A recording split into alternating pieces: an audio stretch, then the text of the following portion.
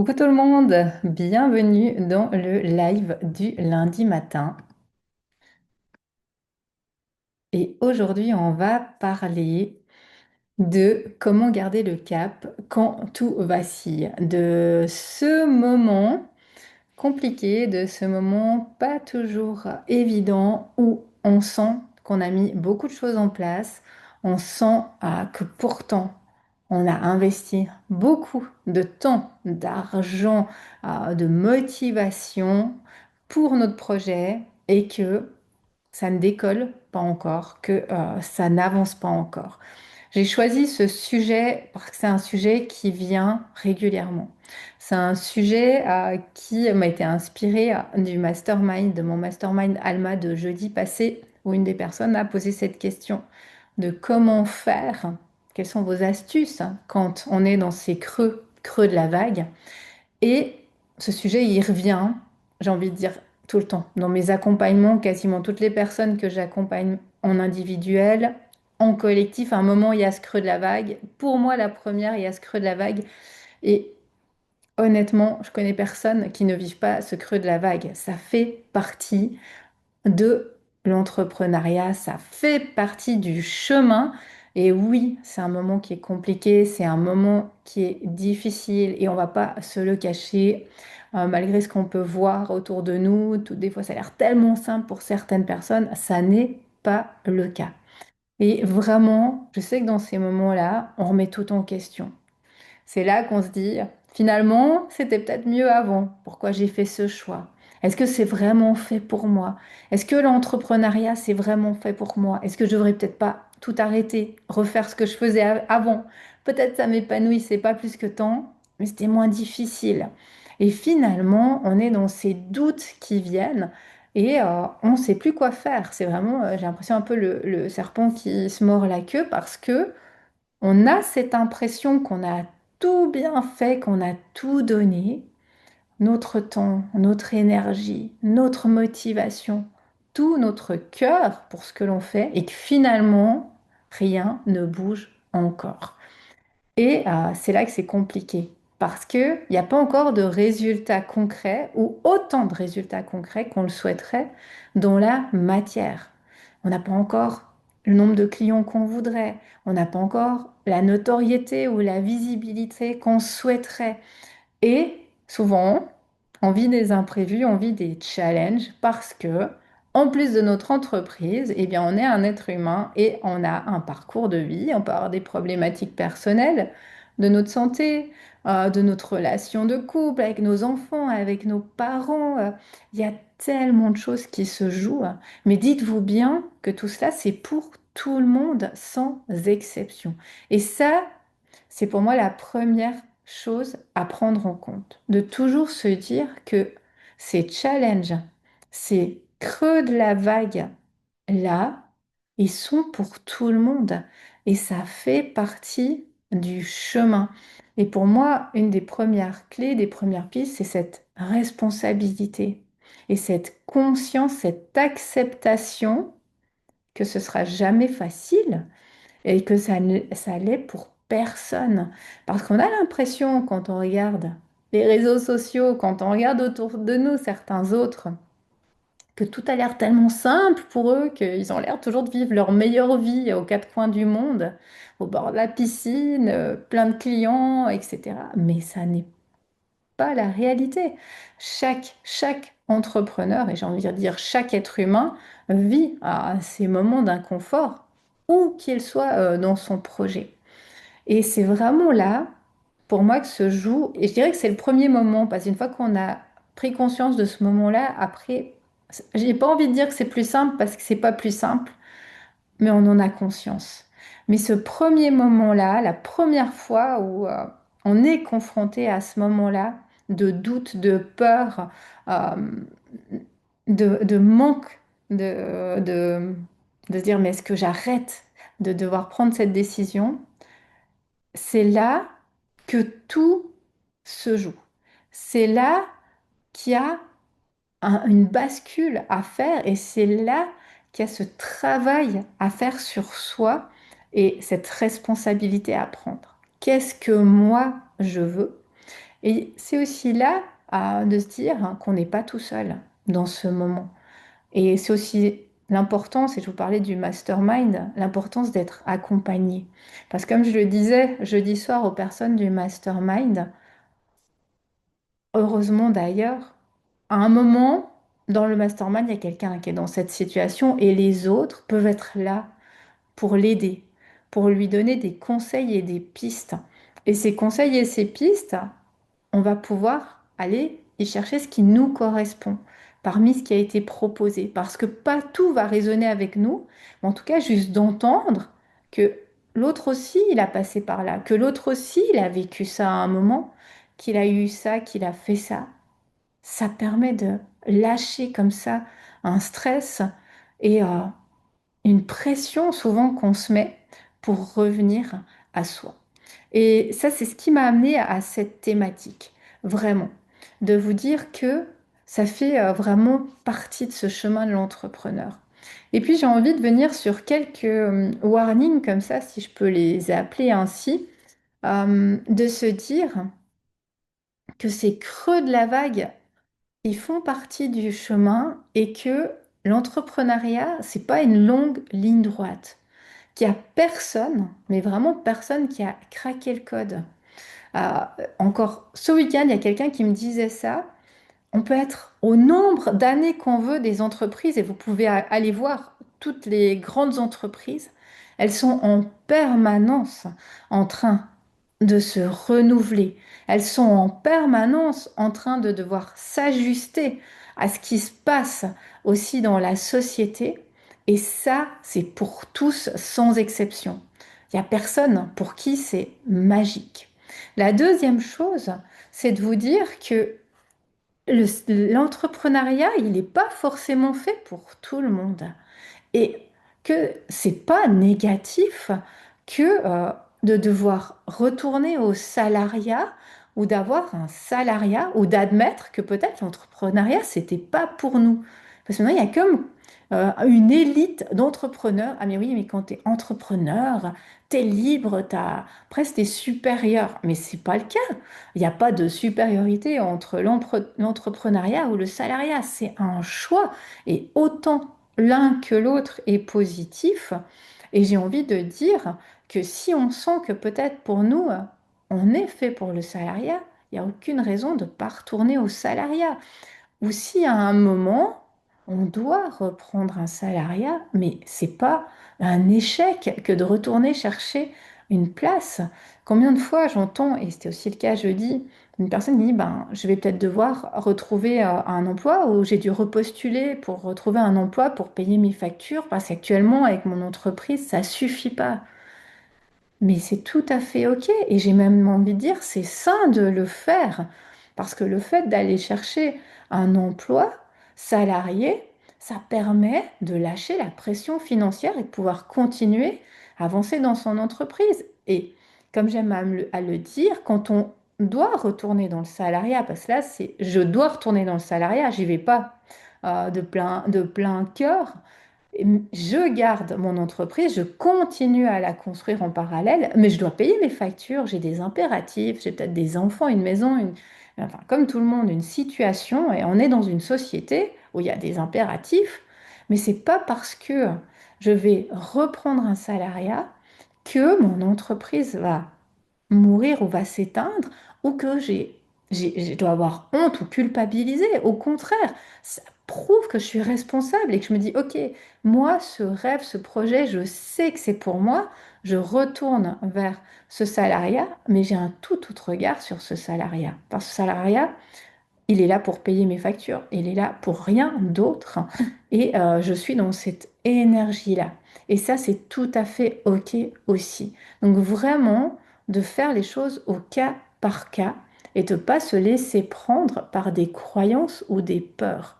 Et puis aussi, sortir de cette société très vitrine, paraître dans lequel on est, et aussi cette croyance que tout peut aller vite, et il faut tout le temps aller vite, et il faut courir, et à un moment de revenir à soi et de se dire que il n'y a rien qui va vite dans la nature. un arbre, des plantes, il y a des saisons, ça prend du temps. Et notre entreprise, ça prend aussi du temps. Et arrêtez de croire à ces mensonges, pour moi, qu'on a dans notre société où tout va vite et on peut tout avoir vite en 2 clics. C'est pas le cas. Et c'est normal que ça prenne du temps. Et ça, je pense, c'est important de s'en souvenir. Et aussi, c'est normal qu'on ne puisse pas tout contrôler. La météo, la nature, on ne la contrôle pas. S'il y a une tempête, s'il y a une intempérie, s'il y a du gel, hein, vous n'avez qu'à voir les agriculteurs, on ne contrôle pas la météo, la nature. Et c'est la même chose pour nous. On peut vouloir et être dans un caractère très contrôlant. Il y a des choses qu'on ne peut pas contrôler. Et cette acceptation, un peu de devoir surfer sur la vague, et qu'il y ait des creux de la vague qui viendront à des moments ou à d'autres auxquels il faudra faire face. Et ça, c'est important de s'en souvenir. Et pour moi, c'est important d'être entouré dans ces moments-là, des creux de la vague, et de voir que l'autre, il a vécu ces creux de la vague aussi, comment il les a surmontés, et qu'on n'est pas seul. Et de pouvoir prendre cette hauteur-là également, au lieu de continuer à se noyer un peu plus si on garde cette image de la vague, du creux de la vague. Une chose aussi qui est importante, c'est de ne pas voir le vide comme un échec. C'est pas parce que, et je crois que ça c'est le plus difficile au départ. Après, une fois qu'on a vécu 1 ou 2 fois ça, on commence à s'habituer, je sais pas si c'est le mot, mais en tout cas en prendre conscience. Ce n'est pas parce qu'il ne se passe rien dans la matière. Ce n'est pas parce que vous avez créé votre offre, que vous avez votre projet, que vous avez construit votre projet, que vous y croyez à ce projet, que vous savez que vous pouvez aider des gens avec ce projet, qu'il ne se passe rien en coulisses.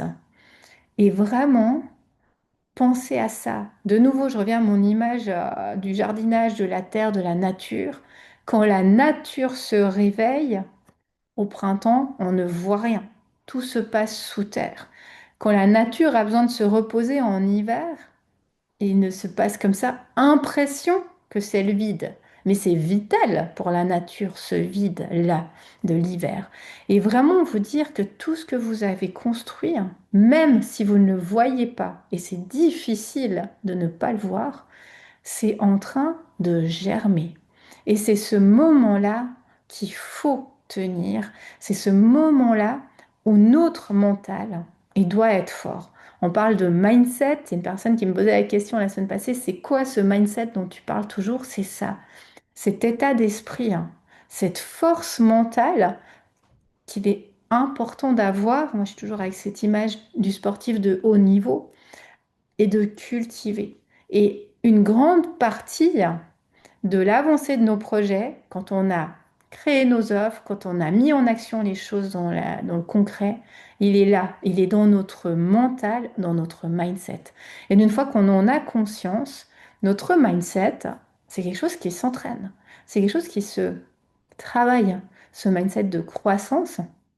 Et vous allez le voir que la première le grand creux de la vague est difficile, mais d'une fois que vous allez traverser ce premier creux de la vague, que vous allez prendre conscience de ces choses, être dans cette acceptation de cette réalité, prendre cette responsabilité, arrêter d'aller se chercher des excuses à l'extérieur. Oui, mais, pour l'autre, ça a l'air plus facile. Oui, mais il a déjà ci, il a déjà ça, il y a ci, il y a ça. Non, pour personne.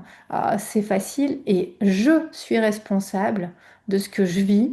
J'arrête de me chercher des excuses et je vais voir dans mes zones sombres parce que ces excuses, on a tous nos mécanismes de défense, on a tous nos zones sombres et nos failles. Et à un moment, plus on se connaît, plus on les identifie. Ces zones un peu plus sombres, un peu plus difficiles. Et là, vraiment, je vais regarder en face ces zones d'ombre que j'ai, ces failles que j'ai, et je travaille sur ces moments plus compliqués. Je les repère et je les dépasse.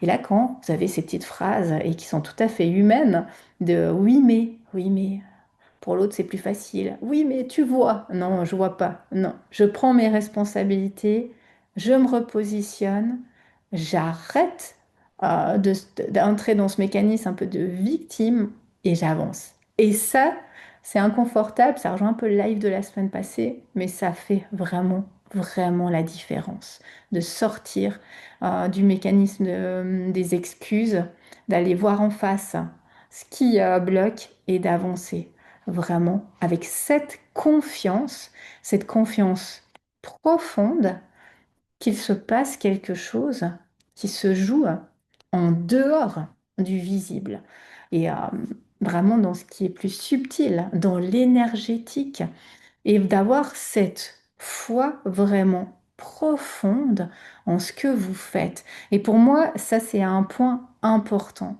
de se dire que si aujourd'hui, vous faites ce que vous faites, si à un moment dans votre vie, vous avez fait ces choix, c'est qu'il y a eu quelque chose de fort qui s'est passé. Et je sais, quand on travaille des histoires de chacun, chacune dans mes accompagnements, que aucun des professionnels que j'accompagne, aucun des thérapeutes, des coachs, que j'accompagne n'est arrivé par hasard à ce qu'il fait.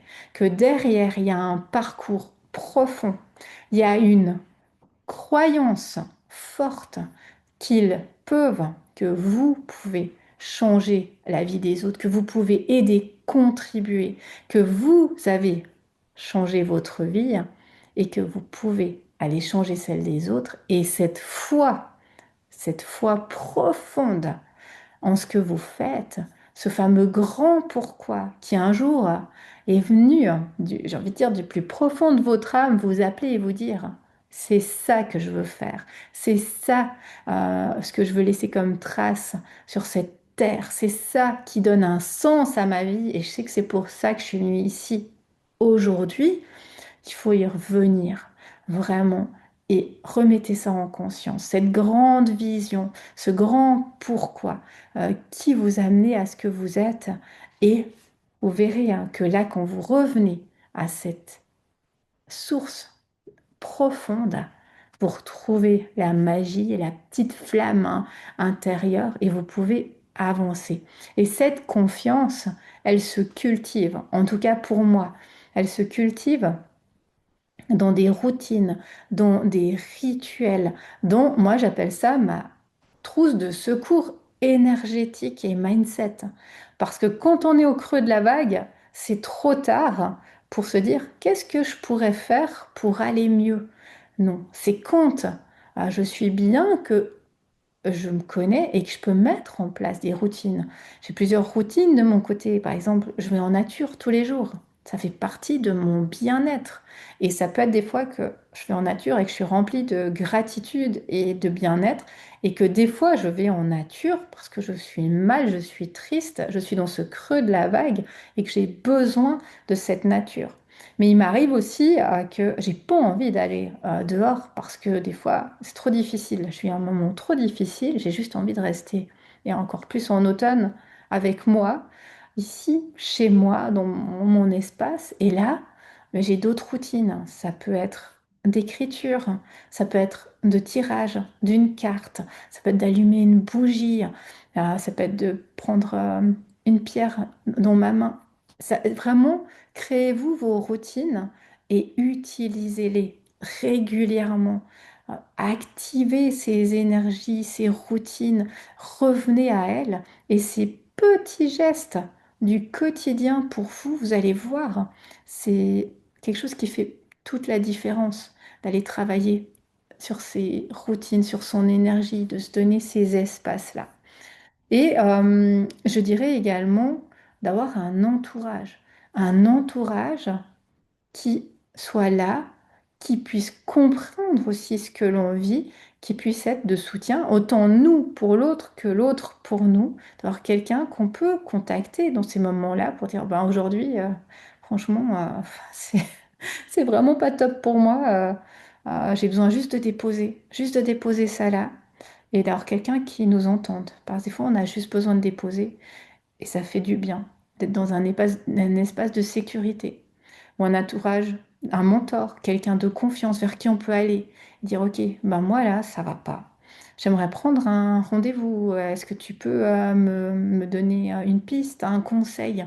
Et d'avoir des fois quelqu'un comme ça qui regarde un peu de haut, qui est pas dans la situation, qui a ce recul et qui peut dire, bah ouais, tu vois, là, peut-être que je relancerai telle chose ou je ferai attention à tel ou tel aspect ou je reverrai telle ou telle chose. Tout à coup, bah, ce petit conseil, moi j'appelle ça un petit ajustement, un réglage fin qui fait toute la différence. Mais on ne le voit pas, nous, parce qu'on est dans notre situation, on est bloqué dans notre situation. Donc ça, c'est toutes des petites astuces que vous pouvez mettre en place, vous, hein, avec aussi votre propre caractère, votre énergie, et qui fera toute la différence dans ces moments où ça vacille. Et puis, un point que j'ai aussi envie d'aborder avec vous ce matin, c'est celui de faire attention de ne pas s'obstiner et de poser ses limites, de s'écouter. Parce qu'il y a quand même une différence entre vouloir de tout son cœur y arriver et sentir que c'est fait pour nous et ne pas vouloir abandonner, et de s'obstiner, de s'épuiser, de continuer à faire des choses peut-être qui ne fonctionnent pas, alors que, comme je vous le disais, un petit réglage pourrait tout changer, et finalement de tomber dans un burn-out, de tomber en malade ou d'épuisement parce que on est dans l'obstination. De pas aussi poser des limites en se disant si je fais plus, ça va payer. Et des fois, c'est pas de faire plus. Souvent même, j'ai envie de vous dire, quand tout est comme ça affiné, c'est pas de faire plus qui va payer, mais c'est des petites choses, des petits réglages qui viennent faire toute la différence parce que la base, elle est solide, elle a solidement été posée. Donc attention à ça et si vous avez ce côté ou cette croyance de je vais faire encore ça, je vais encore accepter ça, je vais encore aller à cet endroit, je vais accepter de faire cette collaboration en me disant, ça va me permettre d'avoir plus, ça peut être de l'obstination, et là, on peut aller vers cet épuisement. Aussi, apprenez à vous écouter. On a notre mode d'emploi, chacun. Écoutez votre corps, écoutez comment vous vous sentez et entendez ces signaux. Prenez ce temps d'écoute. Je vous parlais avant de l'hiver, ce besoin de retour de la nature ou de certains animaux, c'est pas un hasard. Si la nature a besoin de ça, nous aussi, on a besoin de ça. Donc, prenez ce temps d'écoute, ce temps de pause, et ne voyez pas ce temps de pause comme aussi un échec ou de la faiblesse, ou de se dire non mais je peux pas m'autoriser là à faire une pause, je peux pas m'autoriser à prendre un jour de congé ou une semaine de vacances, j'ai trop de choses à faire. Non, faites attention à ça, parce que quand on est épuisé, c'est très très difficile ensuite d'avancer ou de revenir. Et combien d'entrepreneurs sont dans ce cas? J'ai fait plusieurs podcasts sur ce sujet, sur mon podcast Audacieusement Vôtre.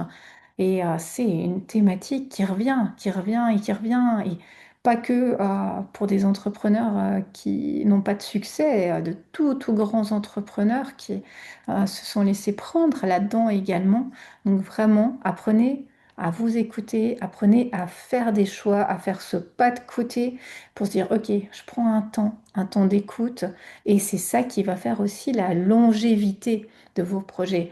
Parce que oui, il y a ce côté, je m'accroche, j'ai des résultats, mais à quel coût j'ai ces résultats? Est-ce que c'est ça, pour moi, ma vision de cette réussite? Est-ce que c'est de tirer, de m'accrocher et puis finalement de tomber? Et ça me fait penser à tout de suite, il y a cette image qui me vient, vous avez peut-être déjà vu de ces gens qui tiennent cette corde et puis finalement on a les mains en sang tellement on veut tenir, puis à un moment de lâcher un petit peu la corde et puis observer, prendre de la hauteur. Et ça fait la différence. Donc ça, vous pouvez aussi observer si vous avez cette tendance à s'obstiner et à vouloir trop en faire, à s'épuiser, cette croyance aussi, des fois qu'on peut avoir eu aussi dans notre éducation. Il faut travailler dur, il faut faire beaucoup pour y arriver. Donc des fois, c'est des petits ajustements qui font la différence. Et puis, j'ai envie de conclure avec ces quelques pistes qu'ont donné les clients, les personnes, les professionnels du mastermind. J'ai trouvé très, très intéressante.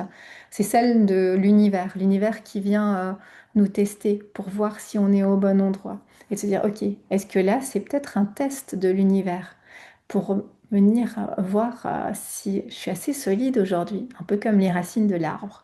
Est-ce que je suis assez ancrée pour traverser la tempête aujourd'hui, parce qu'il y en aura des tempêtes sur mon chemin entrepreneurial, et que là, je vais tenir, parce que je sais que je suis forte, que je suis ancrée, que mes racines, elles sont solides, que mon projet, il est solide. Et puis l'autre chose que je trouvais très belle avec ce langage des oiseaux, c'était celui de l'épreuve. Quand on vit une épreuve, il y a vraiment ce double sens de épreuve, d'aller voir commencer derrière, de faire ses preuves à soi, à soi-même. Et ça, je trouve puissant, d'aller plus loin, de comprendre derrière ce qui se joue en moi.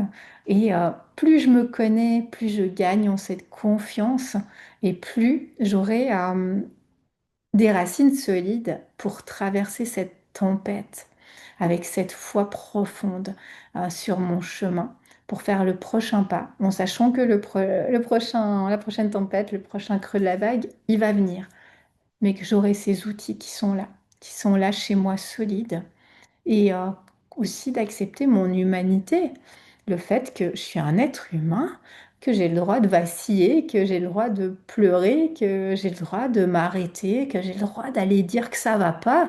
Et c'est normal. Ben, ça fait partie vraiment de ce chemin.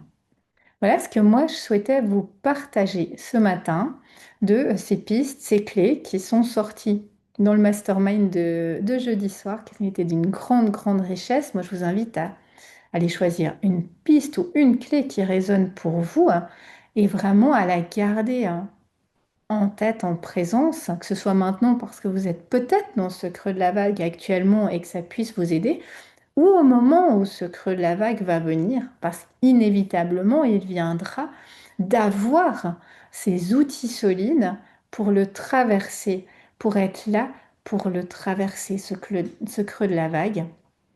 Et savoir également qu'on n'est jamais seul.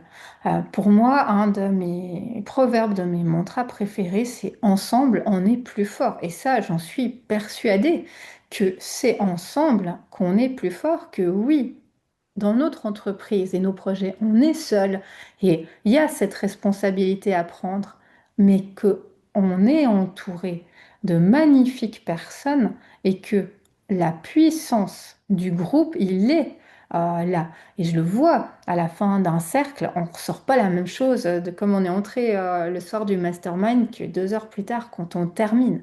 Parce que la puissance du groupe, les partages, les conseils, les pistes, l'énergie qui est là, nous fait grandir. Et vraiment, moi, je vous invite à à vous entourer soit d'un professionnel pour prendre cette hauteur, soit d'un groupe d'entrepreneurs, d'amis, de personnes vers qui vous pouvez déposer, soit les deux. Moi, j'ai les deux. J'ai toujours eu des mentors, des professionnels, que des amis entrepreneurs. Et c'est ça qui me permet d'avancer dans les moments de creux, de doute. Et si vous avez besoin que je vous accompagne, que je vous aide, n'hésitez pas à me contacter. C'est avec plaisir qu'on peut prendre un moment pour échanger sur votre entreprise, sur vos projets, aller voir justement euh, ce qui aurait besoin d'être affiné, ajusté, faire ce pas de côté pour vous aider. Voilà, je vous souhaite une magnifique journée, une magnifique semaine, magnifique pleine lune demain et on se retrouve lundi prochain. Merci pour vos commentaires. Au revoir.